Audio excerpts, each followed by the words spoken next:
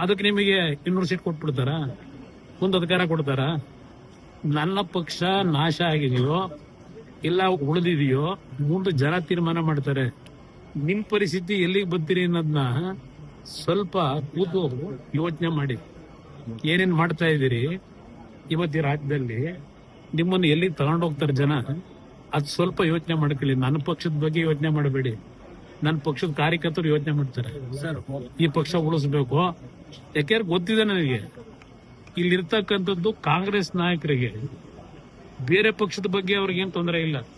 ಇರೋದೇ ಜನತಾದಳ. ಅವರಿಗೆ ಜನತಾದಳ ಫಿನಿಶ್ ಆದ್ರೆ ಅವ್ರು ಉಳಿತಾರೆ.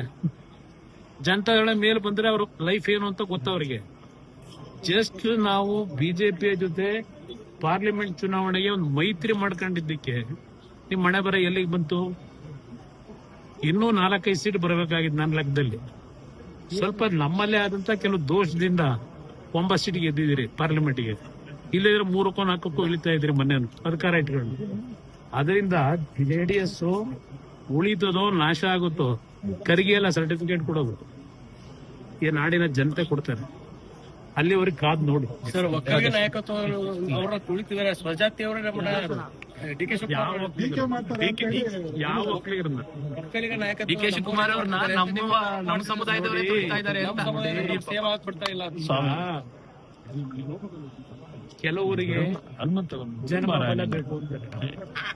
ಕೆಲವರು ಬೆಳಗ್ಗಿನ ಸಾಯಂಕಾಲದವರೆಗೂ ಹಣ ಲೂಟಿ ಮಾಡಬೇಕು ಅಂತಾರೆ.